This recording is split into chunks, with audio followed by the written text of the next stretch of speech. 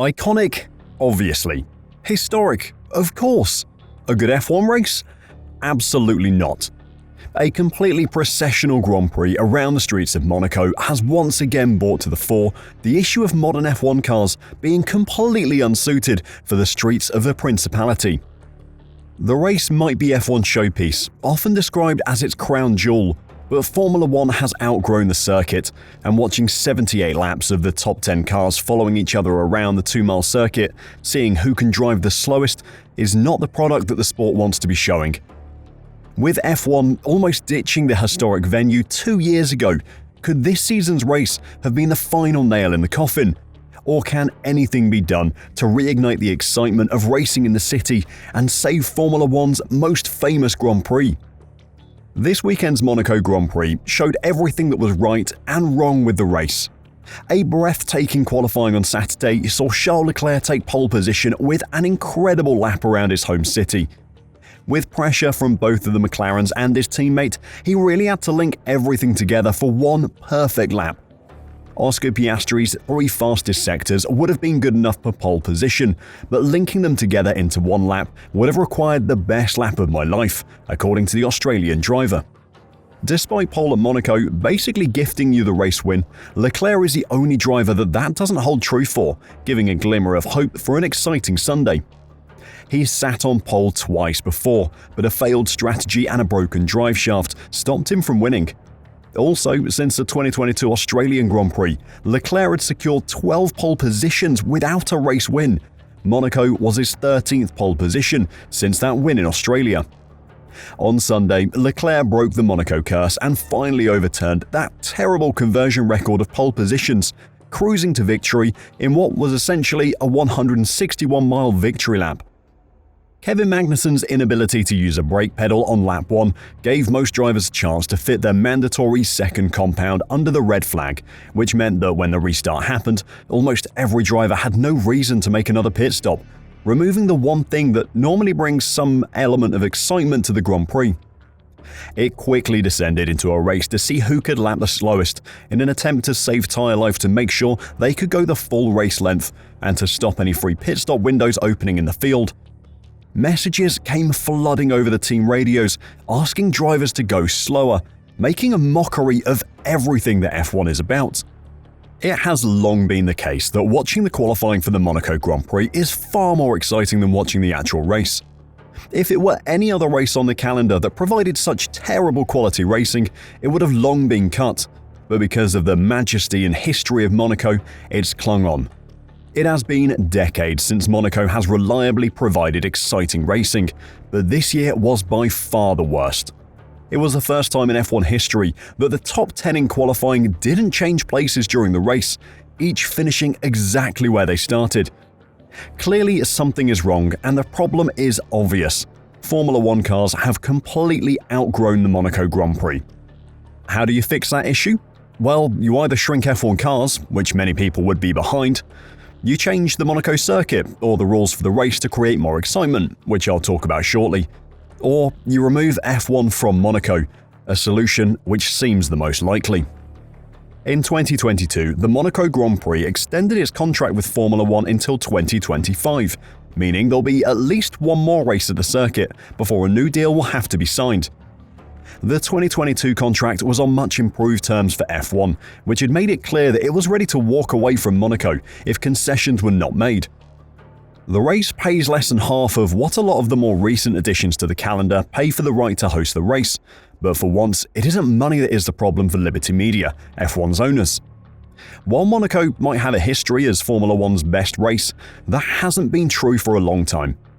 Liberty Media, who took over the management of F1 in 2017, have made it clear all along that they want an exciting product to sell to fans around the world. The Monaco Grand Prix does not offer that. For so long, the idea of cutting Monaco was blasphemy to fans and those within F1, but a breaking point has been reached, and after Sunday's race, the F1 world laid out some brutal truth for Monaco. Max Verstappen, with George Russell standing beside him, said to the media, "I think George and I are going to go for a run because we didn't really have any exercise." He laughed, speaking via Viaplay. "My God, that was terrible. So boring," Russell chimed in. My tyres were going. I was scared we were going to lose the tyres because we were driving so slow. We need to do something. They need to change something. Compulsory pit stops, mandatory pit stop. Verstappen joked, mandatory nap? The Red Bull driver's words were supported by Mercedes' 7-time world champion Lewis Hamilton, who was 7th, as well as McLaren's 4th-place Lando Norris. It was non-eventful. Everyone drove so slow, so it didn't matter what tyres you were on, we were driving seconds off the pace, said Hamilton. I don't know what it was like watching, but I'm sure people were falling asleep. Norris said the race being halted and restarted had thrown any fun or any action out of the window. You're just driving around in no man's land doing nothing. You don't feel like there's a lot of things to target and aim for, but that is how it's always been here. Of course, there will always be those that defend the Grand Prix. Formula E driver Lucas di Grassi tried to defend the race with a commonly used viewpoint, pointing out how difficult it is to drive the circuit. No one has ever claimed that what F1 drivers do is easy, especially at Monaco. But when Charles Leclerc is joking with his race engineer mid-race about revealing just how far off his maximum pace he's driving, it removes any illusions that these guys are at the edge of possibility. Yes, on Saturday, the driving is unbelievable. Watching them thread the car a hairbreadth from the walls of the track is incredible, but no one believes that's what's happening on Sunday. The social media jokes about Piastri getting adopted by Leclerc so it could be another home race for him, and Oscar's mum hinting that Yuki Tsunoda was actually her favourite child by tagging him first in a post, provided more entertainment for the fans than the actual racing. The two Red Bull teams were playing noughts and crosses over social media posts. There was so little happening during the race. With a new contract needed to be signed if F1 is to return to Monaco with the new engine regulations in 2026, the race is at serious risk of being dropped. No one wants to lose Monaco from the calendar, but if it is to remain, it has to offer a race that people want to watch. Change has to happen for Monaco to survive, and one option that's been gaining traction is altering the racing regulations for the race, mandating more pit stops. There's never going to be an abundance of overtaking around the track unless the cars shrink by at least 25%. Even with large tyre offsets this year, toward the end of the race, no one could make it happen.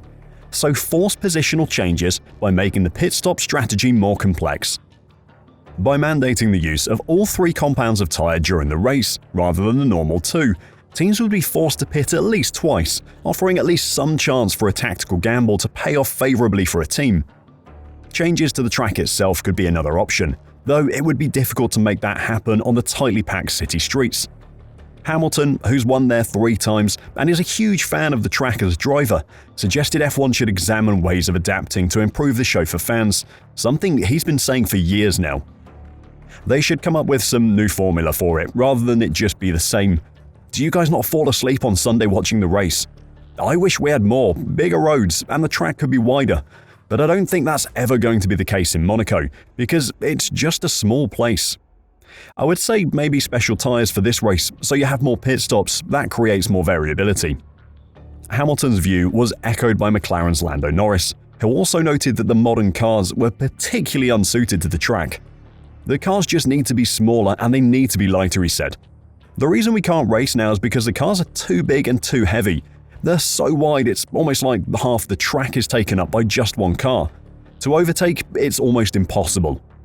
The upcoming 2026 regulation changes are meant to make the cars lighter and hopefully smaller, but the change will not be big enough to make a difference.